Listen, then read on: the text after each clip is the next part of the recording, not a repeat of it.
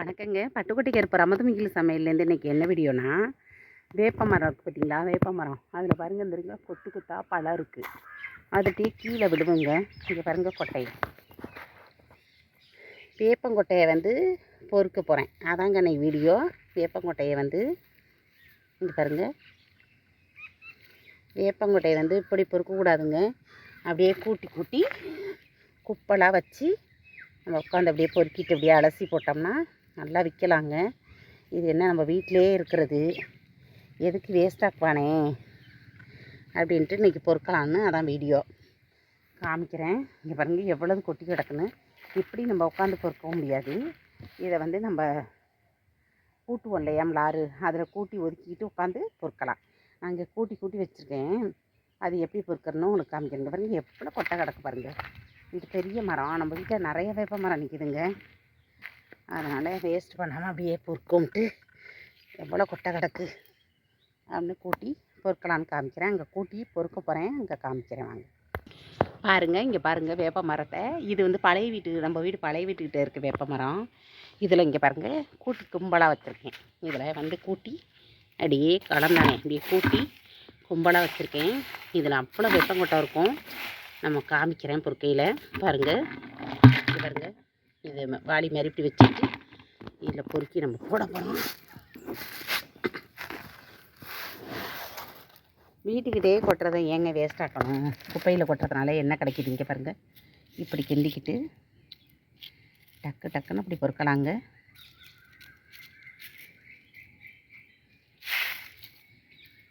எவ்வளோ கொட்டை இருக்குது பாருங்கள்.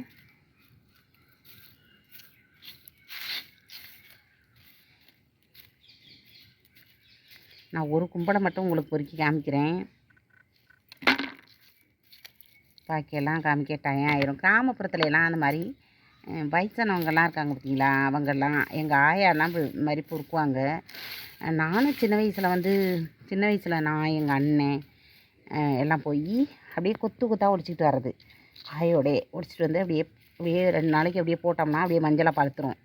உடனே அதை பறித்து அப்படியே காலில் அப்படியே மிதித்து கூடை இருக்குது பார்த்தீங்களா, ஓட்டக்கூடை, அதில் வச்சு அப்படியே அலசி அப்படியே காய வச்சு கொட்டை வைக்கிறது. அப்போயெல்லாம் என்னங்க விற்கும்? 2 ரூபா 3 ரூபா இப்படி தான் கிலோ விற்கிது. விற்றுச்சு அப்போயெல்லாம். நான் சின்ன வயசாக இருக்கையில். இப்போ பார்த்திங்கன்னா 60 ரூபா ஒரு கிலோ. இந்த வேப்பங்கொட்டைக்கு அவ்வளோ மருத்துவ குணம் இருக்குதுங்க.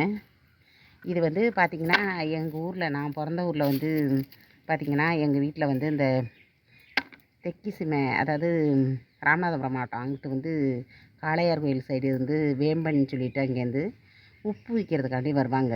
குடும்பமாக வண்டி கட்டிக்கிட்டு நம்ம வீட்டில் வந்து தங்கியிருப்பாங்க. அவங்கெல்லாம் பார்த்திங்கன்னா இந்த வேப்பங்கொட்டை இருக்குல்ல, அதை நிறையா அவங்க வீட்டில் எல்லாம் இருக்கிறத பறித்து வேப்ப எண்ணெய் ஆட்டுவாங்களாம். ஆட்டி அந்த எண்ணெயை தேய்ச்சிக்குவாங்க. அப்படியே வாடையாக வரும். ஆனால் உடம்புக்கு அவ்வளோ நல்லதாங்க அது. முடி அப்படியே கருன்னு இருக்கும் அவங்க முடியெல்லாம், வளரும் அப்படின்னு சொல்லிட்டு அதை தேய்ப்பாங்க அவங்களாம். நம்மளாம் என்ன சொல்கிறது, நார்தை எதை தேய்க்கிறீங்களேன்னு சொல்கிறது. அவங்களாம் அதை தேய்ச்சிருப்பாங்க, பழக்கப்பட்டவங்க அவங்கெல்லாம். இந்த வேப்ப எண்ணெயில் அவ்வளோ மருத்துவ குணம் இருக்குங்க. அப்புறம் வந்து வேப்பங்கொட்டையிலேருந்து எடுக்கிற புண்ணாக்கை வந்து இந்த இதுக்கு தென்னை மரத்துக்கெல்லாம் வச்சோம்னா நல்லா காய் நல்லா விடும். அதுக்கும் பயன்படும் வேப்பம் புண்ணாக்குன்னு சொல்லிட்டு. அதனால தான் வேப்பங்கொட்டையை வந்து அவ்வளோ காசு கொடுத்து வாங்குகிறாங்க. 70 ரூபா 60 ரூபாங்க ஒரு கிலோ. 2 கிலோ எடுத்துட்டோம்னு வச்சுங்களேன், 100 ரூபாய்க்கு மேலே வரும். யார் கொடுக்குறா? வீட்டில் கிடக்கிறத. வீட்டில் சும்மா அப்படியே உட்காந்துருக்க நேரத்துக்கு ஒரு வேலையாகவும் இருக்கும் இல்லையா அது. இது வந்து வீட்டுக்கிட்ட தானே கிடக்குன்னு சொல்லிட்டு நான் கொட்டினோடனே இப்படி கூட்டி கூட்டி இப்படி வச்சு எடுக்கிறது.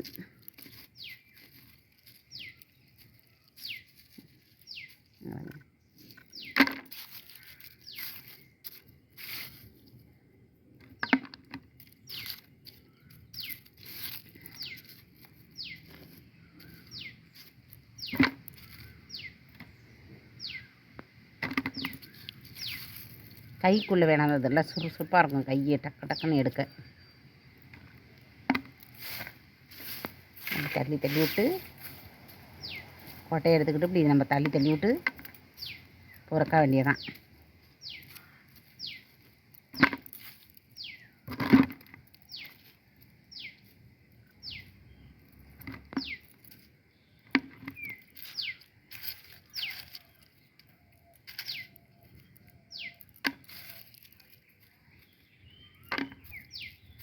நம்ம வேலை பார்க்குற நேரத்தை விட்டுட்டு ஓய்வாக இருக்கோம் பார்த்திங்களா, அப்போ உட்காந்து இந்த வேலையை செய்யணும். இப்போ சமைச்சிட்டோன்னு வச்சுங்களேன், அப்படியே சோர்வாக படுக்கிறதுக்கு நிற்போம். படுக்க வேணாம். அப்போ நம்ம வீட்டில் இருந்துச்சுன்னா அப்படி டவுனில் ஏன்னா நீங்கள் செய்ய முடியாது, கிராமப்புறத்தில் தான் அது இருக்கும். கிராமத்தில் இருக்கவங்களுக்கு சொல்கிறேன், இதெல்லாம் நம்ம கண்டுக்கிறதே இல்லை. என்ன பண்ணிடுறது, நானே ஒரு சில சமயம்லாம் முன்னாடி கூட்டி தள்ளிடுறது, கூட்டி அப்படியே குப்பையில் குப்பையோட குப்பையாக போட்டாடுறது. இப்போ தான் சரி என்ன பண்ண போகிறோம், வீட்டில் சும்மா தானே இருக்கோம் அப்படின்னு சொல்லிட்டு இப்போ 2 வருஷமாகவே இந்த மாதிரி நான் போன வருஷம் நல்லா 4-5 கிலோ கொடுத்தேன். இந்த மாதிரி பொறுக்கி வேலைக்கு வேலையாகவும் வச்சு காசுக்கு காசும் ஆச்சு அப்படின்னு சொல்லிட்டு இதை நான் செய்கிறது. நம்ம வீட்டுக்கிட்டே அவ்வளோ வேப்ப மரம் எவ்வளோ கொட்டை அதுக்குள்ளே பறிக்காது பாருங்க.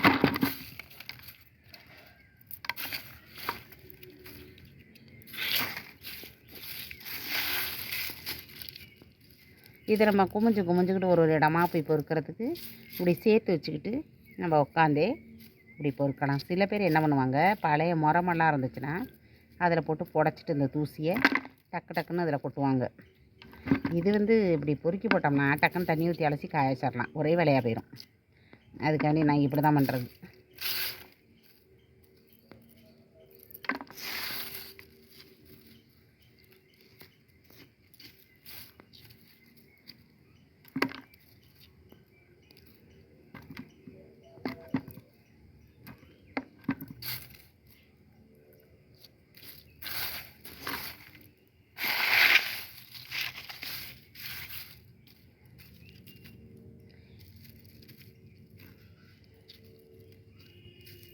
வேப்பம்பூவில் ரசம் வைக்கலாம். இந்த அம்மை போட்டிருக்கவங்களுக்கெல்லாம் வேப்பலை தங்க போட்டு படுக்கவே வைப்பாங்க. வேப்ப மரம் அவ்வளோ ஒரு மருத்துவ குணம் அதில் இருக்குது. வேப்பம் காற்றடிச்சின்னு வச்சுங்களேன், அதே நம்மளுக்கு ஒரு நோயெல்லாம் விரட்டுற ஒரு நல்ல மருந்து இந்த காற்று நம்மளுக்கு. அதனால் நான் வேப்ப மரத்தை பக்கத்துலேயே இப்போ கோழி வேப்ப மரம் தாங்க, ஈஸியாகவே அதே முளைச்சிரும். இந்த குருவி எல்லாம் என்ன பண்ணணும் சொன்னோம்னா, இந்த வேப்ப மரத்தை தின்னுட்டு ஒரு இடத்துல போய் அப்படியே மலங்கழிக்கிற மாதிரி பண்ணுதில்ல, அதில் விழுகிறது அப்படியே கண்ணா முளைச்சிரும். வேப்பங்கொட்டை அப்படி தான் பரவுறது. இன்றைக்கி பார்த்திங்கன்னா எங்கள் ஊரில் டம்போவில் கூட்டிகிட்டு வந்தாங்க புளியங்கன்று மாங்கன்று அப்படின்னு சொல்லிட்டு வேப்பங்கன்று அப்படின்னு சொன்னான். எனக்கு சிரிப்பு வந்துட்டு. வேப்பங்கன்னையும் விற்கிறாங்க பாருங்கள். இங்கெல்லாம் ஈஸியாக கிடைக்கிறது தான் அந்த வேப்பங்கன்று.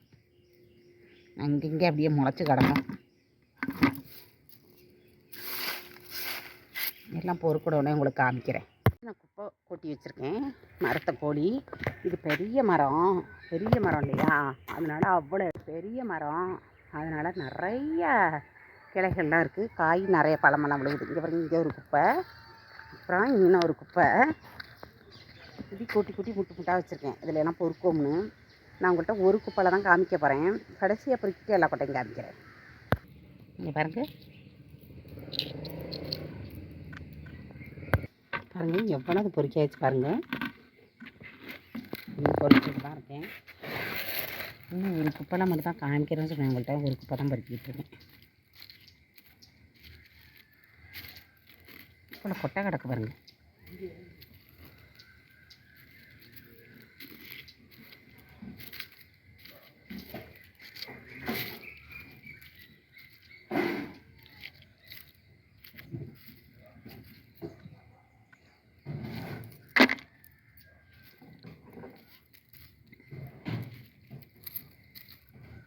சீக்கிரமாக இப்போ தள்ளி பொறுக்கணும்.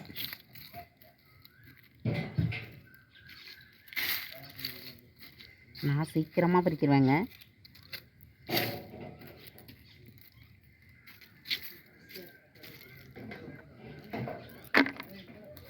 அப்படி தான் பொறுக்கிறது பாருங்கள். இவ்வளோ கொட்டை பறிக்காச்சு. 1/2 கிலோ ஒரு கும்பல் இருக்குது. அலசி போட்டால் தான் தெரியும். இவ்வளோ கொட்டை பொறுக்கிட்டோம் ஒரு முட்டில். இப்போ நான் இன்னொரு முட்டை பொறுக்கிட்டு சாயங்காலம் 2 முட்டை பொறுக்கிக்கலாம். இப்போ லேட் ஆகும், வேலை காலையில் பார்க்கணும் இல்லையான்ட்டு இன்னொரு முட்டை மட்டும் பொறுக்கி அலம்பி உங்கள்கிட்ட காமிச்சிட்டு வெளியே முடிக்கிறேன். பாக்கியாக சாயந்தரம் பொறுக்கிக்கலான்னு இருக்கேன். வாங்க இன்னொரு முட்டை பொறுக்க போவோம். இது மாடு கட்டுற இடத்துல இருக்குது இந்த முட்டு, அதனால் இதை ஃபஸ்ட்டு பொறுக்கிக்கலான்னு நினைக்கிறேன். சாயந்தரம் அதை பொறுக்கிக்கலான்ட்டு இதை மட்டும் பொறுக்கிட்டு உங்கள்கிட்ட காமிக்கிறேன்.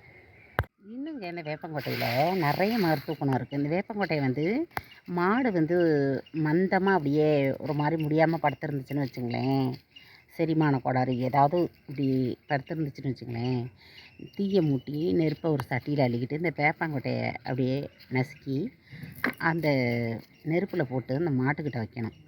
அந்த புகை இருக்குது பார்த்திங்களா, அதை சுவாசித்து அதுக்கு வந்து உடம்பு க்ளீனாகிரும். அப்படி ஒரு மருத்துவ குணம் அந்த கொட்டைக்கு இருக்குது. அப்புறம் பார்த்திங்கன்னா நிறைய சொல்லிக்கிட்டே போனாங்க. வேப்பங்கொட்டையை பற்றி சொன்னோம்னா நிறையா வேப்ப மரம் வேப்பங்கொட்டை அப்படின்னு நிறைய வேப்ப மரத்தோட நம்ம வீடியோவில் ஒரு கதை போட்டிருப்பேனா, குட்டி கதையை. அதை மருத்துவ குணம் எவ்வளவு இருக்குன்னு அதில் சொல்லியிருப்பேனா. வேப்ப மரம் வந்து ரொம்ப நல்லதுங்க வீட்டுக்கிட்ட. அதனால் நான் பார்த்திங்கன்னா நம்ம வீட்டுக்கிட்ட 2 சைடு வச்சுருப்பேன். நீங்களும் வேப்ப மரத்தை வைங்க வீட்டுக்கிட்டே. அன்றைக்கினா கன்று முளைச்சிருக்கும், அதை பிடிங்கி வச்சிங்கன்னா கூட அப்படியே மரமாயிரும்.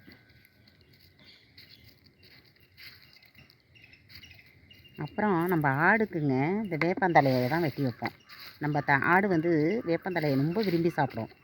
அதனால் அதுக்கு எந்த சிக்குமே எங்கள் ஆட்டுக்கு ஒரு நாள் வந்ததில்லை. சில ஆட்டுக்கெல்லாம் பார்த்திங்கன்னா வாய் புண்ணு, கழியுது அப்படி இப்படின்னெல்லாம் சொல்லுவாங்க. நான் எதையுமே என் ஆட்டுக்கு இது வரைக்கும் எதையுமே நான் சீக்கெல்லாம் வந்தெல்லாம் வைத்தியம் பண்ணதில்லை. ஏன்னா வேப்பந்தலை தான் அதிகமாக கொடுப்பேன். நல்லா சாப்பிடும் வேப்பந்தலை. வேப்பந்தலை சாப்பிட்ற ஆட்டுக்கு எந்த சிக்குமே வராதுன்னு சொல்லுவாங்க. இது உண்மைங்க. கிராமப்புறத்தில் ஆடு வச்சுருக்கவங்கள்ட்ட கேட்டிங்கன்னா சொல்லுவாங்க. நம்ம ஆடு முழுக்க எல்லாமே வேப்பந்தலை செம்மையாக சாப்பிடும். நம்ம வீராக்குட்டி இருக்குல்ல பற்றியெல்லாம் ஒரு கொத்தை ஒடிச்சுக்கிட்டோமா உடனே சாப்பிட்டோம். காமிக்கிறேன் பாருங்க. நான் இப்போ வீராக்குட்டிலாம் நிற்கிது, இங்கே பாருங்கள்.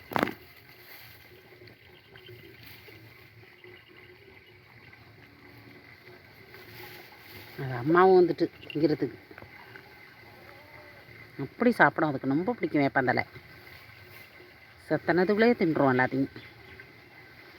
வீரா, ஏய் வீரா, இங்கே பாரு.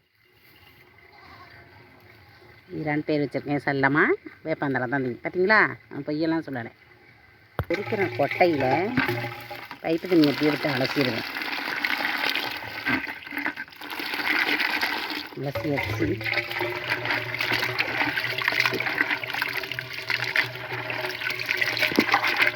காய வைப்போம். அப்படியே காய வைப்போம்.